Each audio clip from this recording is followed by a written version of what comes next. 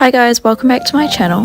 Here you'll find delicious recipes and behind the scene content of my small business, Sweets by Becca. Today I'll be sharing a delicious recipe for coconut milk buns. This recipe is super easy to make and is perfect for yeast beginners. This recipe doesn't require a lot of ingredients and you probably have everything inside your pantry right now. Start by adding 2 cups of self-raising flour to a bowl. Ensure that you are leveling off your cups each time you add it into the bowl. If you don't have self-raising flour, you could also use cake flour. In New Zealand we call that high-grade flour. So depending on whatever you have at home, just add 2 cups of flour into a bowl.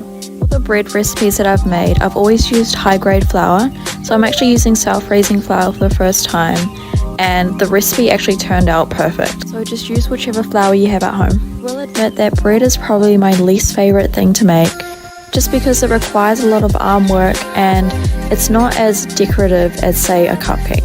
I'm starting to learn some fun recipes and it's becoming a little bit more enjoyable. Anyways, moving on. Set the bowl to one side and then add in 3/4 cups of milk, or 180 ml if you're measuring in mils. Place the measuring jug inside the microwave for 1 minute. I use a thermometer to check the heat, ensuring that the milk is no more than 43 degrees. It is crucial to ensure that your milk is not too hot because when adding that to our mixture, it can actually kill off the yeast and this will cause your dough to not rise at all.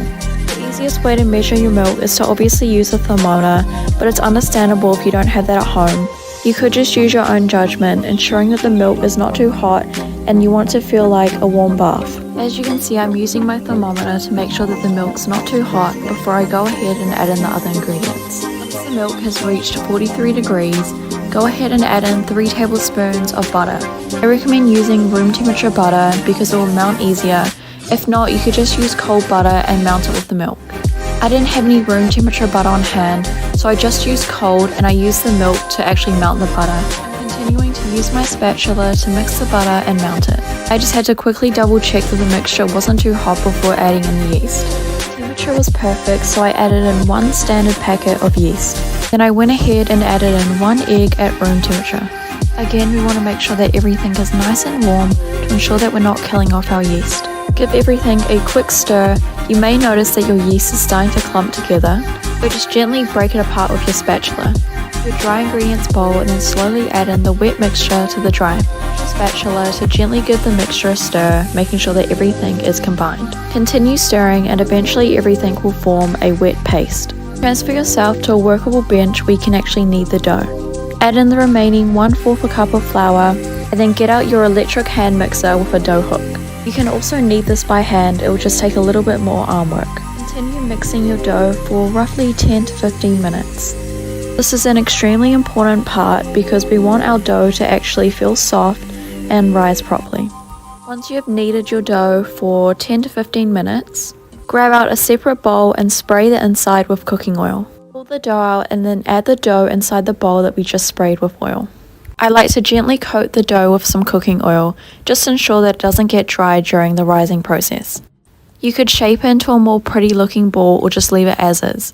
Spray the top of the dough with some cooking oil and then place a tea towel on top and put it inside a warm place to rise. After an hour and a half, the dough will be ready to be shaped into rolls. Spray a cooking tray with some cooking oil. Grab out your dough and then gently shape them into rolls. If you want a more accurate measurement, you could use a scale to measure the dough or you could just eyeball it. Once you've finished rolling all your dough into little rolls, place the cooking tray inside the oven and bake for 20 minutes at 180 degrees. I'm actually going to be making some of these for family and friends, so I'll be separating all of the dough into these little tin trays. Let your rolls bake inside the oven for 20 minutes, and now it's time to start on the glaze. To make this, you're going to need 3 tablespoons of coconut milk and 3 tablespoons of condensed milk. I would recommend using coconut cream, but unfortunately I only had milk, so that will have to do. Add in a teaspoon of vanilla for extra flavor and heat the mixture up inside the microwave for 1 minute. After 20 minutes, your buns should be cooked. You can immediately add on the glaze, or wait for them to cool down and then serve later. Thank you guys so much for watching. If you enjoyed the video, definitely check out my channel for more recipes. I upload every 4 days, and I'll see you next time.